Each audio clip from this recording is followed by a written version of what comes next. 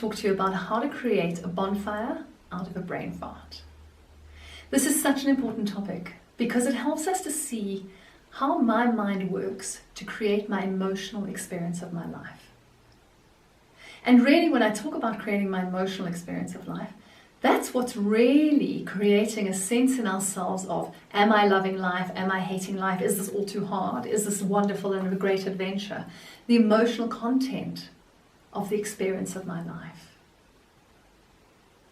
And when you understand how you're doing it, how you're creating this whole bonfire of emotion, and you have this momentary awareness that looks at you doing that and says, oh, I see myself in action. I'm doing that. I'm doing it right now with my thinking. Then we have this wonderful capacity for a little bit of space. And that space is the space between awareness, I notice that there's something going on, I know I'm the one creating that, and the crazy brain that's busy telling us a story that's creating all of this feeling inside of ourselves. So how do we create a bonfire out of a brain fart? Let's say that I'm in the shower and I go to use my shampoo and it goes and I realize, oh, okay, I'm running out of shampoo, I better go and get some more. By the time I make it to wherever I keep my shopping list, there's a very good chance that I'm going to have forgotten that I need to put shampoo on that list. It's out of my head in the New York second.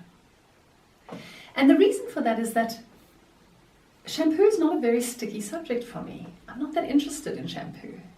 There's no history or background or anything really to think about shampoo. Must buy shampoo, nah, got nothing else to say about that. But let's say that I go and I'm thinking, oh, okay, I must buy shampoo, and there's something else for me around the shampoo. There's some history with my hair and the shampoo I have to buy, and something special about that for me, something impactful for me. Well, every single thought we have is like this tiny little piece of tissue paper. Every brain fart that we have. This tiny little piece of tissue paper lights up with a thought. It burns, but it doesn't have a whole lot of fuel in it. So it's going to burn pretty quickly. And before we know it, it's going to burn to ash and fly away. Anyone who's ever tried to meditate knows that it is extremely difficult to hold a single thought in your mind for any length of time. Nigh on impossible, in fact. So I have this thought, it flies away. But if I have some history with shampoo, maybe I've got to buy that special shampoo. Maybe I have to buy that special shampoo that's very expensive because when I was a child, I used to have this frizzy red hair that was all fly away. Maybe it was so static that I looked like Bobo the Clown, and some of my classmates teased me about that. And so I've got some history with my hair and my dislike of it, and maybe I think that my hair is ugly and I hate myself for my hair. And I've had many occasions where I've thought about myself in a really bad way in relation to my hair. I've thought hateful self-thinking about it. And maybe my brothers have great hair and I feel like a victim because why do I have such bad hair and they've got such great hair? Well, we've got a lot of things to build this bonfire with now, right? It was just a brain fart. I must buy shampoo. But in order to make it a bonfire, well, I'm going to have to add some fuel to this fire pretty quickly. So let me get a piece of newspaper.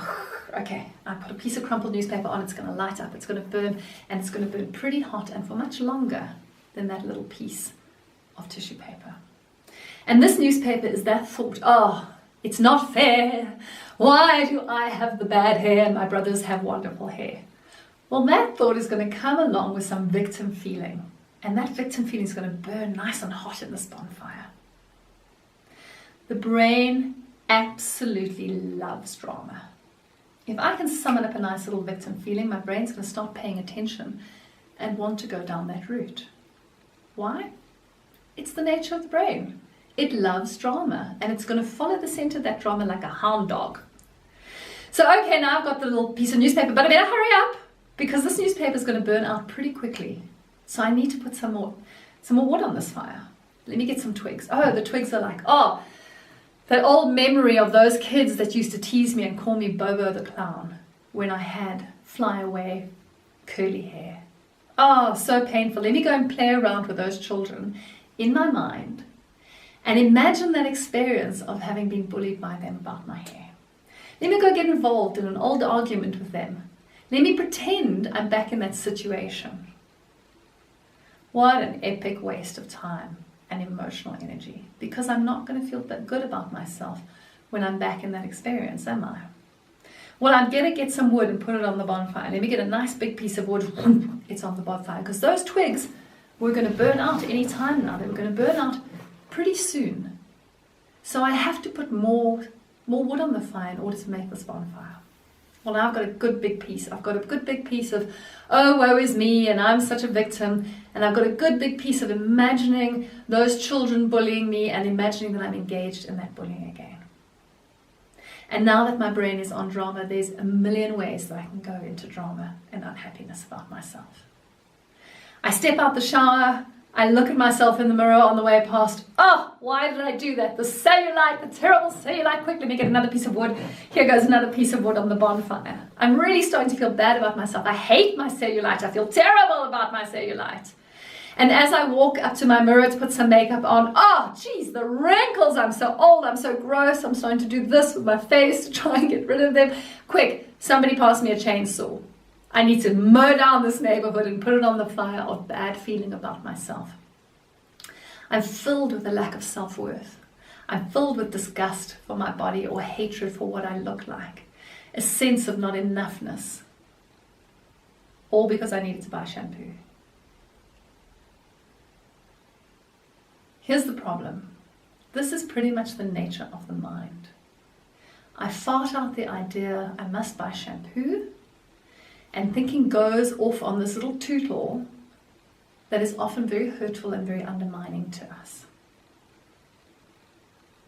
Now here's what's wonderful. If I'm aware that this is how I create a bonfire of thinking that causes unhappiness for me, and if I practice awareness and pay attention when the first bad feeling comes up, I have the opportunity to not add all of that wood, all of those twigs, and all of that newspaper to this tiny little piece of tissue paper. The sooner I can catch it, the sooner I can stop myself right there and just not get involved in that conversation. This is going to burn out pretty quickly. And besides, it was only shampoo and some of the old feeling that came with it. A bonfire made up of half the neighborhood's worth of trees is going to take a very long time to burn down. And the problem is that when all of that feeling is in me, I literally have to let the bonfire burn down before I feel okay again. I can't put the bonfire out. It has to burn down. And while it's burning down, if I keep adding wood, well, it's going to take longer and longer and longer to burn down. So the art here is awareness, as always. Awareness, awareness, awareness.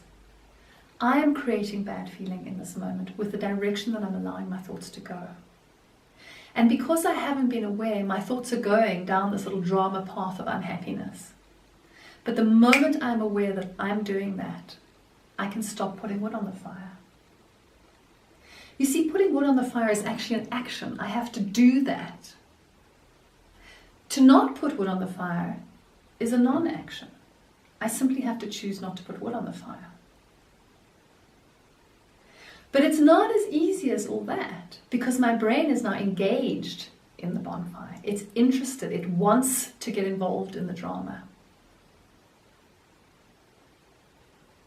We have to not get involved in stinking thinking.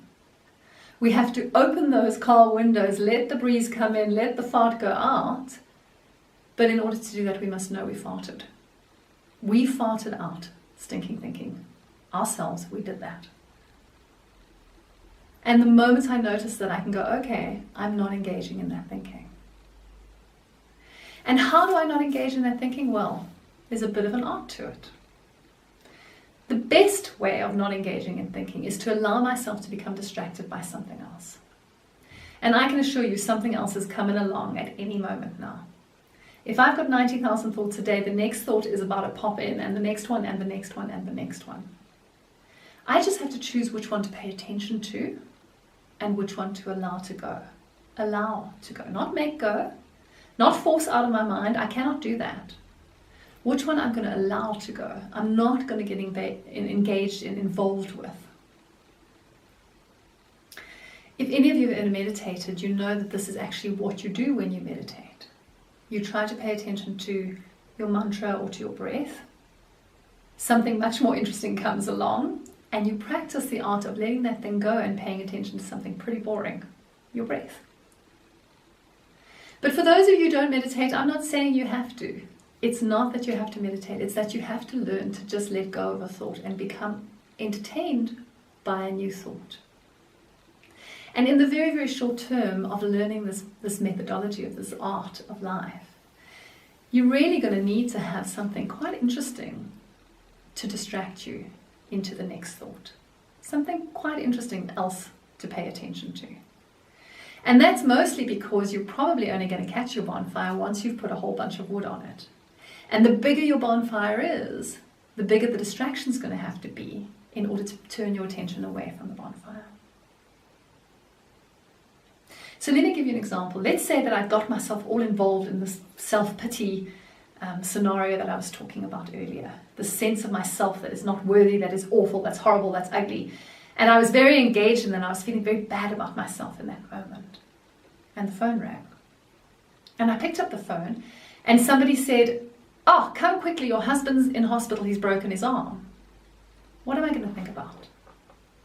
Am I going to still be going down the pathway of, oh, okay, well, I just can't go to the hospital just yet because I need to put some more makeup on because I look terrible and old and ugly?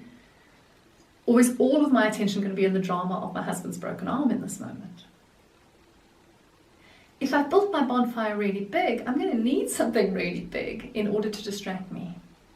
But if my bonfire is very small, oh, I must buy shampoo. Oh, I'm going to have to buy that special shampoo. Ugh, I'll do it, but I'm not going down that conversational rabbit hole. Then I can move on to, oh, geez, this shower really feels good. Oh, wow, the soap smells really good. Oh, what am I going to do later today? Oh, I can't wait to get involved in so-and-so and such and such. I can choose where I let my thoughts go to. And I can choose to let go of thoughts that hurt me. And in order to do this, I must have awareness. So your task for this week, should you accept the challenge, is to start to pay attention to the thinking that your mind is doing.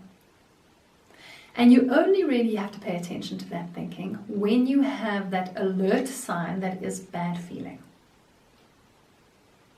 Your body designs bad feeling for you to pay attention to. That's the whole point of it. Pay attention now. And the thing that you're going to pay attention to is, wow, I've got bad feeling in me. I wonder what the thinking has been. And when that happens, all you have to do is pay attention to relaxing and releasing in your body. Just relax and release and allow yourself to become distracted by something altogether different. When you start this task, you're going to be looking for the low-hanging fruit. That car that cuts you off in the traffic. That thing that you can't open that allows you to feel a little bit irritated. That queue that you're standing in the bank that makes you go, "Argh." Because it's going to be very difficult to do with the things that really stress you out until you become practiced at doing it. So start this week with the low-hanging fruit. Just notice, where did I let my thinking go that created feeling inside of me? And just know that you cannot have feeling that wasn't generated by the thinking. If that thinking is conscious or unconscious, it is what generates feeling. So don't let yourself be conned. Oh, well, this feeling was actually created by the queue that was too long, or this feeling was created by the person who yelled at me, or the thing that irritated me. It is always created by your thinking. Did I notice the thinking that I was doing that created the feeling? And if I did notice it, was I able to stop adding wood to the fire? Or did I notice long after there was a massive bonfire and the bonfire finally burnt its way out?